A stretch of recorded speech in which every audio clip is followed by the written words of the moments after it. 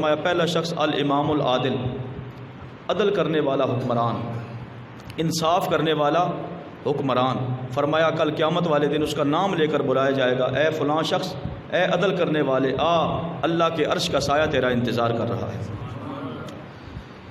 اب یہاں پر امام نووی رحمۃ اللہ تعالیٰ علیہ نے، چونکہ یہ حدیث مسلم کے اندر بھی ہے تو مسلم کی شرح انہوں نے لکھی ہے، امام نووی نے لکھا ہے کہ یہ جو عرش کے سائے میں جگہ ملنی ہے نا، یہ حساب کتاب سے پہلے کا معاملہ ہوگا، یعنی حساب کتاب ابھی بعد میں ہونا ہے۔ تو یقین جانے حساب کتاب کی بہت ٹینشن لگی ہوگی لوگوں کو، لیکن اللہ کریم کی طرف سے ایسے خوش نصیبوں کو بلایا جائے گا کہ حساب کتاب کا معاملہ بعد میں ہے، تم دھوپ میں کھڑے نہ رہو بلکہ اللہ کے عرش کے سائے کے نیچے تم آ جاؤ۔ تو امام نووی نے یہاں بڑا زبردست جملہ لکھا، انہوں نے کہا کہ بات یہ ہے کہ گویا کہ ایسے لوگوں کو مژدہ جاں فضا سنایا جائے گا، ایک خوشخبری سنائی جائے گی کہ آپ لوگ حساب کتاب کی ٹینشن نہ لینا، جس رب نے تمہیں اپنے عرش کا سایہ نصیب فرمایا ہے وہ رب تمہیں جنت میں اعلیٰ مقام بھی عطا فرمائے گا۔ الامام العادل، پہلا شخص کیا فرمایا جی؟ عدل کرنے والا حکمران۔ جب لفظ حکمران بولا جاتا ہے تو ہمارے ذہنوں میں مثال کے طور پر عمران خان، نواز شریف، شہباز شریف، اس قسم کے جو لوگ ہیں ذہن میں آتے ہیں، وہ بھی اس میں شامل ہیں۔ ایک چپڑاسی سے لے کر وزیر اعظم تک جس بندے کے نیچے جتنے لوگ کام کرتے ہیں، 5 لوگ ہیں، 6 لوگ ہیں، 10 ہیں، 20 ہیں، 100 ہیں، لاکھوں ہیں، کروڑوں ہیں، فرمایا وہ بندہ اپنی جگہ پہ حکمران ہے، اس سے اس کی رعایا کے متعلق سوال ہوگا۔ اگر اس نے اپنی ڈیوٹی، اپنا عہدہ جو ہے وہ انصاف کے ساتھ نبھایا، فرمایا قیامت والے دن ایسے شخص کا نام لے کے بلایا جائے گا، فرمایا جائے گا آ جاؤ، اللہ کے عرش کا سایہ تیرا انتظار کر رہا ہے۔ ایک باپ ہے، وہ ایک گھر کا حکمران ہے، 3-4 اس کے بیٹے ہیں، بیٹیاں ہیں، بیوی ہے، تو وہ اس کی حکومت 4-5 مرلے کے اندر ہے۔ اگر اس نے اپنے گھر کے اندر عدل و انصاف سے کام لیا، اپنے بیٹے و بیٹیوں میں اپنی گھر والی کے ساتھ عدل و انصاف سے کام لیا، فرمایا قیامت والے دن اس کا نام بھی لے کے بلایا جائے گا، آ جاؤ، اللہ کے عرش کا سایہ تیرا انتظار کر۔ بخاری کی ایک اور حدیث ہے، سرکار دو جہاں صلی اللہ علیہ وآلہ وسلم نے ارشاد فرمایا کلکم راع وکلکم مسئول عن رعیتہ، تم میں سے ہر بندہ حکمران ہے اور اس کی کچھ نہ کچھ رعیت ہوتی ہے۔ فرمایا قیامت والے دن اس کی رعیت کے بارے میں پوچھا جائے گا، اس کی رعایا کے بارے میں پوچھا جائے گا۔ ایک سکول ٹیچر ہے، کلاس جو ہے نا وہ اس کی رعایا ہے، اگر اس نے کلاس میں انصاف سے کام لیا اس کا نام بھی لے کے اس طرح پکارا جائے گا۔ ایک دکاندار ہے تو اس کے پاس آنے والے گاہک جو ہیں وہ اس کی رعایا ہیں۔ میری بات سمجھے کہ نہیں؟ تو ہر بندہ اپنی اپنی جگہ پر وہ حکمران ہے، جتنی حکمرانی اللہ نے اسے نصیب کی ہے اس کے اندر اگر اس نے عدل و انصاف سے کام لیا، قیامت والے دن بگڑی ہوئی بات بن جائے گی، سبحان اللہ۔ دوسرا، محبوب کریم صلی اللہ علیہ وسلم نے ارشاد فرمایا وَرَجُلٌ قَلْبُهُ مُعَلَّقٌ بِالْمَسَاجِدِ، سرکار دو جہاں صلی اللہ علیہ وسلم نے ارشاد فرمایا ایسا شخص جس کا دل مسجد کی طرف لگا رہتا ہے، ایسا شخص جس کا دل مسجد کی طرف لگا رہتا ہے، فرمایا قیامت والے دن اللہ کے عرش کا سایہ اسے بھی نصیب ہوگا۔ اب مسجد کے ساتھ دل کا لگنا، اس سے کیا مراد ہے؟ بعض لوگوں کے ذہنوں میں آتے ہیں اس سے مراد شاید یہ ہے کہ ہر وقت مسجد میں بیٹھے رہنا۔ بھائی دیکھو، اگر ہر وقت مسجد میں بیٹھنا نصیب ہو جائے تو کس سے اور بڑھ کے کیا لینا چاہتے ہو؟ بڑی شان کی بات ہے۔ لیکن علامہ ابن حجر اسقلانی رحمۃ اللہ تعالیٰ نے فتح الباری، بخاری کی شرح ہے، انہوں نے اس حدیث کی وضاحت کرتے ہوئے لکھا کہ مسجد کے ساتھ جو دل لگانا ہے، معلق بالمساجد، اس کی وضاحت کیا ہے؟ انہوں نے فرمایا ایسا بندہ جو مختلف شعبوں میں کام کرتا ہے، دیکھو بھائی بندہ کوئی کسان ہے، کوئی دکاندار ہے، کوئی آرمی میں ہے، کوئی پولیس میں ہے، کوئی ڈاکٹر ہے، کوئی کچھ ہے، کوئی کچھ ہے، مختلف زندگی کے شعبہ جات ہیں۔ فرمایا وہ صبح کی نماز ادا کرتا ہے نا، صبح کی نماز ادا کرنے کے بعد اگر کسان ہے تو جانوروں کے لیے پٹھے کاٹ رہا ہے، چارہ کاٹ رہا ہے، انتظام کر رہا ہے، چلا گیا، لیکن دل میں ایک حب ہے کہ ابھی ظہر کی اذان ہوگی، مسجد میں جاؤں گا، نماز ادا کروں گا۔ فرمایا یہ ہے مسجد کے ساتھ دل کا لگاؤ۔ مسجد میں اس کو بیٹھنے کا موقع تو نہیں ملتا، نماز کے لیے آتا ہے، لیکن دل جو ہے وہ مسجد کی طرف لگا ہوتا ہے۔ ہتھ کار ولے دل یار ولے، ہاتھ کام کی طرف لیکن دل جو ہے وہ اپنے رب کی طرف لگا ہوا ہے۔ میری بات سمجھے؟ تو اسی طرح ایک دکاندار ہے، صبح نماز پڑھتا ہے، دکان پہ جا کے بیٹھ کے جاتا ہے، لیکن دل میں خواہش ہے ابھی ظہر کی اذان ہوگی، جاؤں گا نماز ادا کروں گا۔ فرمایا یہ ہوتا ہے مسجد کے ساتھ دل لگانا۔ اور اس کے علاوہ بہت ساری صورتیں ہیں مسجد کے ساتھ لگاؤ کی۔ ایک بندہ ہے فی سبیل اللہ مسجد کے کام کروا رہا ہے جی، مسجد کے انتظامات کروا رہا ہے، مسجد کی کوئی چیز خراب ہو جاتی ہے وہ ٹھیک کروا دیتا ہے، یا مسجد کو پر اپنا پیسہ خرچ کرتا ہے۔ کوئی بھی ایسی صورت جس سے مسجد کے ساتھ ریلیٹ اور تعلق جو ہے وہ واضح ہوتا ہو، فرمایا قیامت والے دن ایسے شخص کا نام لے کے پکارا جائے گا کہ آ جاؤ، اللہ کے عرش کا سایہ تمہارا انتظار کر رہا ہے۔ حضرت آدم علیہ السلام سے لے کر قیامت تک جو آخری بندہ آنے والا ہے نا، ساری مخلوق وہاں پہ حاضر ہوگی۔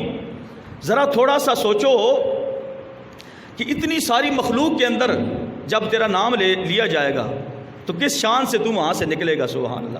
یہاں 200 شاید بندہ بیٹھا ہے، 100 سے زیادہ ہے۔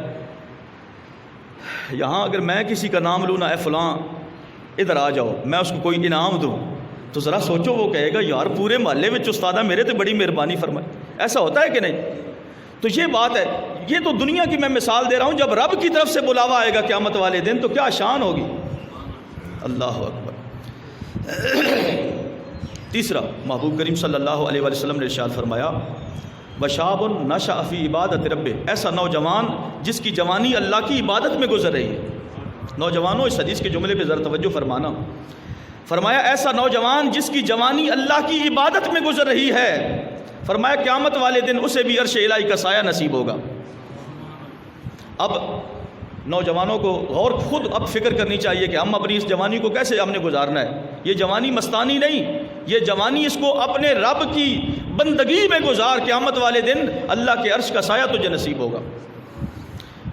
چوتھا، محبوب کریم صلی اللہ علیہ وسلم نے ارشاد فرمایا ورجلان تحابا فی اللہ، دو ایسے شخص جو آپس میں محبت کرتے ہیں اللہ کے لیے، اللہ کی رضا کے لیے۔ دنیاوی لالچ نہیں ہوتا کہ کل میرے کام آئے گا۔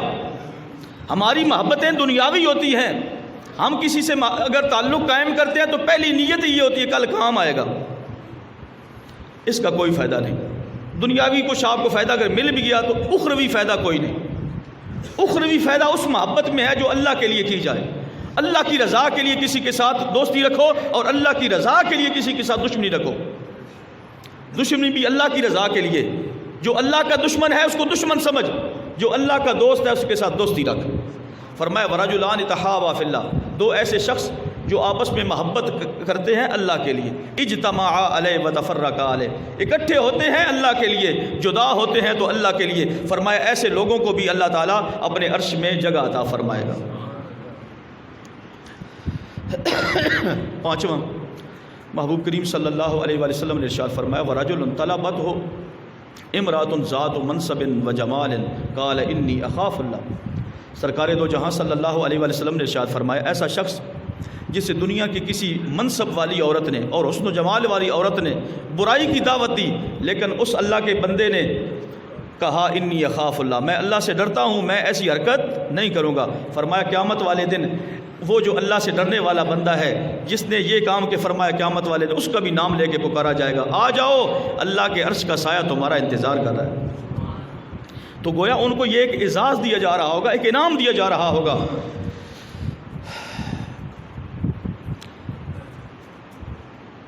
اس پر بہت ساری باتیں کی جا سکتی، ٹائم تھوڑا ہے کیونکہ میں نے وعدہ کیا میں ماں کی شان کے حوالے سے بھی کچھ باتیں عرض کرنا چاہتا ہوں۔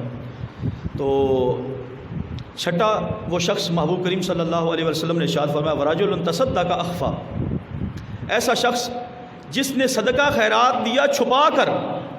کیسے جی؟ چھپا کر۔ اخفا کا معنی کیا ہے؟ انتہائی چھپا کر، اس طرح چھپا کر کہ دائیں ہاتھ سے دے رہا ہے، بائیں کو بھی پتہ کوئی نہیں کہ کیا دے رہا ہے۔ فرمایا ایسا شخص بھی قیامت والے دن اللہ کے عرش کے سائے میں ہوگا۔ اب ہم نے خود غور کرنا ہے کہ ہمارا دینا صدقہ خیرات کرنا کس انداز کا ہوتا ہے۔ ہم کسی کو آٹے کا گٹو دے رہے ہیں نا، سیلفیاں بنوا رہے ہوتے ہیں، یہ فوٹو بناوی فیس بک تے لانا ہے، یہ جناب پھر آٹے کے گٹو کو 10 بندے ہاتھ لگا کے کھڑے ہوتے ہیں جی، یہ ہماری حالت ہے۔ فرمایا صدقہ خیرات کرو اس انداز میں کہ دائیں ہاتھ سے دے رہے ہو، بائیں کو پتہ کوئی نہیں۔ فرمایا قیامت والے دن اللہ کے عرش کا سایہ نصیب ہوگا۔ دیکھو اعلانیہ صدقہ دینا بھی جائز، اس میں کوئی حرج نہیں، نیت خیر ہونی چاہیے۔ مسئلہ بھی ساتھ سنتے جائیں۔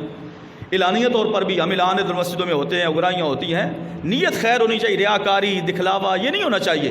تو اعلانیہ بھی دیں تو جائز، حدیثوں میں ثابت ہے، لیکن افضل ترین صدقہ کون سا ہے جی؟ چھپا کے دینا، کیونکہ چھپا کے دے گا نا تیرا نفس تجھے ایسا کرنے نہیں دے گا، کہے گا یار پتہ ہی نہیں لگے گا کی دیتا ہے کہ نہیں، اعلان ذرا کرا چودھری صاحب اینا دے گئے نے، اینج کر گئے نے، مطلب یہ ایک اندر نفس جو ہے اس کی شرارت اٹھے گی، لیکن اس نفس کی شرارت کو ہم نے کنٹرول کرنا ہے، اس کو سمجھانا ہے میں اللہ کے لیے دے رہا ہوں، یہ معاملہ میرے اور میرے رب کا ہے، دنیا کو میں نہیں دکھانا چاہتا، دنیا نے کیا کر لینا ہے۔ قیامت والے دن اگر معاملہ اپنے رب کے ساتھ خفیہ انداز میں کیا، قیامت والے دن اعلانیہ طور پر تیرا نام لیا جائے گا، ساری دنیا سن رہی ہوگی، جب بڑی شان سے تو نکلے گا اور اللہ کے عرش کے سائے میں آئے گا نا، ساری دنیا دیکھ رہی ہو، اس وقت پتہ چلے گا کہ تو دنیا میں کس انداز میں صدقے خیرات کیا کرتا تھا۔ آخری سرکار دو جہاں صلی اللہ علیہ وآلہ وسلم نے ارشاد فرمایا وَرَجُلٌ ذَكَرَ اللَّهَ خَالِيًا، ایسا شخص جس نے تنہائی میں بیٹھ کر اللہ کا ذکر کیا۔ اب اللہ کا ذکر کیا ہے؟ اللہ اکبر، لا الہ الا اللہ، اللہ اللہ کر رہا ہے تنہائی میں بیٹھ کر، اور کرتے کرتے ففادت عیناہ، ادھر آنکھوں سے آنسو نکل پڑے، ادھر اللہ کی بارگاہ میں قبول ہو۔ فرمایا وَرَجُلٌ ذکر اللہ خالین، جس بندے نے تنہائی میں بیٹھ کر اللہ کا ذکر کیا، مجلس کے اندر بھی ذکر کرنا جائز ہے، ثواب ہے، لیکن افضل کیا ہے؟ تنہائی میں بیٹھ کر اللہ کا ذکر کرنا۔ فرمایا ففادت عیناہ، ادھر آنکھوں سے آنسو نکلے۔ فرمایا قیامت والے دن ایسے ذاکر و ذکر کرنے والے کو بھی اللہ کے عرش کے سائے میں جگہ ملے گی۔